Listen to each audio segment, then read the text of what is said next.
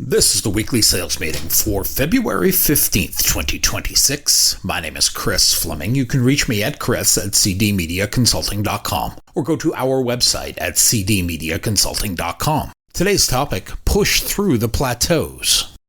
Every sales career has its peaks, those moments when everything lines up and the work feels almost effortless. Your calls land, your conversations move, your proposals lead to immediate closes. The air at the top feels sharp and clean. You look around and think you've finally figured it out. That is, until you haven't. Because every sales career also has valleys, those stretches when nothing works, those times when even the simple tasks feel heavy. Your prospects disappear, your pipeline shrinks, you start to question your value and your place in the profession. But the most dangerous place in the sales profession is neither the peak nor the valley, it is the plateau. The plateau is where nothing is wrong, but nothing is improving. You are not failing, yet you are not advancing. You are floating in the middle. Comfortable enough to coast, but too comfortable to climb. Peaks drive motivation. Valleys build toughness. Plateaus lull you into a slow and quiet decline. Plateaus ruin more sales careers than failure because they create the illusion that you are safe. When things feel stable, you stop pushing, you stop sharpening, you stop learning. You start telling yourself that good enough is good enough. A plateau softens urgency and erodes discipline. Eventually, it turns into a long-term slowdown that you only recognize after the damage has been done. The truth is simple. Salespeople rarely quit when things get hard. We quit when things are comfortable. We stop doing the behaviors that created the earlier peaks. We stop prospecting because our books feel full. We stop building new skills because our numbers look acceptable. We believe that consistency lives on autopilot. Then one competitor shows up, or a category changes, or a major account quietly moves on. At that moment, the salesperson realizes we've been standing still while everyone else has kept climbing. Research supports this. Gallup found that high achievers begin to decline 6 to 9 months after they enter a plateau if they do not set new goals or change their habits. The Harvard Business Review found that 85% of professionals overestimate their performance during our stable periods. We underestimate the need to grow. Stability is never neutral. It is either preparation for the next jump or the beginning of decline.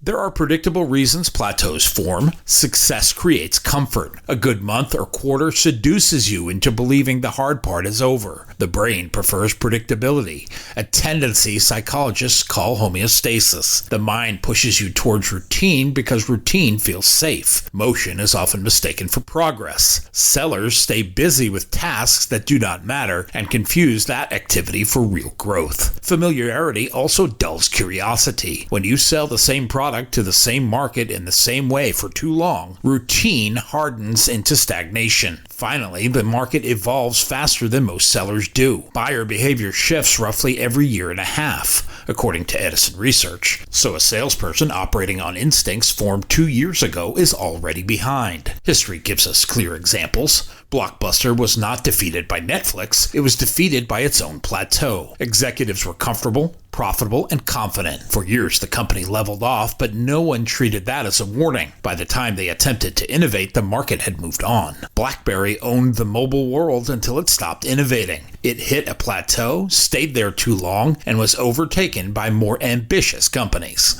The same thing happens inside sales teams. I worked with a market-leading radio cluster that had been #1 for years. Their renewal business was strong, and long-term contracts kept the revenue steady. They lived in a permanent plateau. Then a new competitor entered the market with hunger and creativity. Within 18 months, the legacy team had lost over 40% of its largest accounts. But their decline had begun long before the competitor arrived. It began when the team got comfortable. On an individual level, we all know the seller who destroys budgets early in the year and spends the rest of the year coasting. They hit one peak and assume that peak will carry them. They ride their plateau until gravity brings them back to average. Top performers are different. We reinvent ourselves every quarter. We do not hold on to one good month like it's a lifetime achievement award. As a former employer said to me, never get drunk on a good month.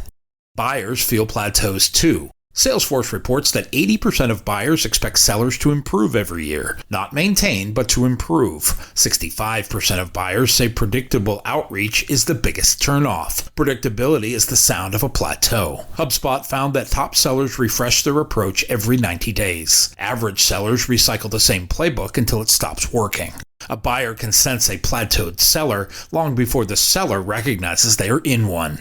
There is a psychological pattern behind every plateau. It begins with denial. Sellers explain away stagnation by saying it is a slow month or the market is tight. Then we move into defensiveness. We claim we know our own style, or we accuse others of micromanaging. Eventually we drift. We coast without realizing it. We look back one day and see we have repeated the same quarter for 2 years. Good sellers become average. Average sellers become replaceable. The good news is that top performers face plateaus too, but we refuse to stay in them. We reintroduce discomfort into our daily routine. We remind ourselves that challenges create growth. The psychologist Mihaly Csikszentmihalyi describes something called the flow channel. This is the zone where the challenge slightly exceeds the ability. Plateaued sellers resist challenges. Top sellers raise their own bar. We call harder accounts. We set tougher goals. We take risks that demand improvement. Brené Brown captured it perfectly when she said courage and comfort cannot be chosen together. Elite sellers also look to upgrade our skills as soon as our growth slows. A plateau becomes a signal rather than a setback. We read, we train, we role-play, we record calls. We refine our language and our time habits. We know what Bruce Lee taught us. He said long-term consistency beats short-term intensity. Plateaued sellers stop sharpening their tools once they feel sharp enough. Pipeline maintenance is another separator. Top sellers treat pipeline problems like house fires. Plateaued sellers treat pipeline problems like drafts. When a top seller feels stagnation, we rebuild aggressively. We add new prospects. We deepen relationships. We expand the categories we target. We know that a slow pipeline is the first symptom of a long plateau. Goal setting plays a role as well. Average sellers wait for January to set direction. Top sellers reset their goals every quarter and check their progress every week. Microsoft CEO Satya Nadella said, "Success is a continuous cycle of renewal. Plateaus form when renewal stops." Elite sellers also seek friction. We surround ourselves with peers who push us, managers who challenge us, and customers who demand more. Accountability is a growth engine. Comfort is a growth killer. More importantly, top performers move. We act when we feel bored or uninspired. Einstein was right when he said nothing happens until something moves. Movement disrupts stagnation. Immediate action disrupts discomfort. Momentum destroys plateaus. The average seller waits for inspiration. The elite seller creates inspiration by generating motion. McKinsey's research found that performance stalls after 18 months in the same role. That is, unless the individual makes meaningful changes to their approach. Sales is especially vulnerable because buying patterns shift. Competitors innovate. Attention spans shrink. Communication norms evolve constantly. You cannot hit a moving target from a stagnant position. Breaking out of a plateau requires a clear path. The first step is an honest diagnosis. You must ask yourself what behaviors have faded, what conversations you are avoiding, what habits have grown stale, and which excuses are you repeating. Improvement begins with truth. The second step is choosing one skill to improve, not 10. 1. Prospecting, discovery, presenting, objection handling, negotiation, closing, and time discipline are all valid. Mastering one will break the plateau faster than dabbling in all of them. The third step is increasing your contact volume by 25% for 1 month. More conversations create more opportunities. Not more CRM time, not more planning, not more internal meetings, more human contact. Selling begins as a numbers game, but becomes a skill game. Plateaued sellers stop playing the numbers game. The fourth step is changing your environment. Even a small change disrupts routine and resets focus. A new morning schedule, a new workplace layout, a new category, a new training video, or a renewed prospect list can trigger renewed energy. Behavioral science shows that the environment is a powerful catalyst for habit change. The fifth step is building a 90-day climb plan. Every 90 days, you introduce new goals, new habits, new accountability, and new challenges. Short cycles create long-term strength. Plateaus thrive on autopilot. Cycles eliminate autopilot. Actor Sam Waterston said if you're not moving forward, you are moving backward. Author Rory Vaden wrote, "Take the stairs and procrastinate on purpose." He said success is never owned and the rent is due every day. Former IBM president Ginny Rometty said growth and comfort do not coexist. Marshall Goldsmith wrote, "What got you here won't get you there." He reminds us that the behaviors that help you succeed early often become the behaviors that limit you later. Each of these ideas points to the same truth. Plateaus form when growth stops.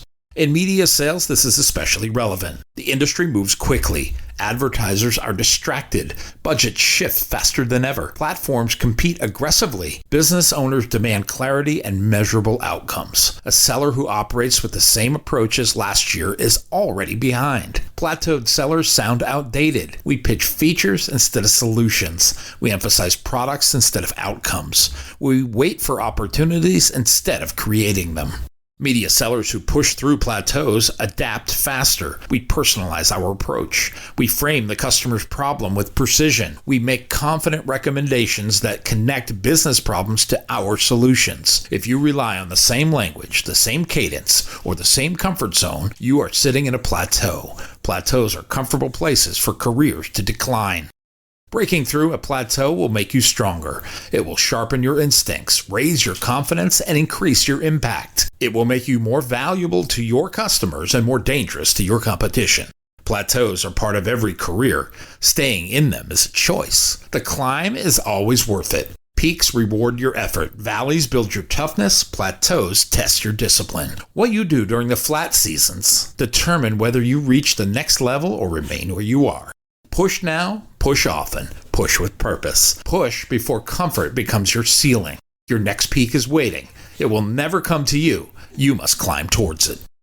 My new book, Double Your Revenue, is now available on Amazon.com. If you like what you have heard here today, please consider ordering a copy or two. You can always send one to a friend. Go to cdmediaconsulting.com right now and follow the instructions to order.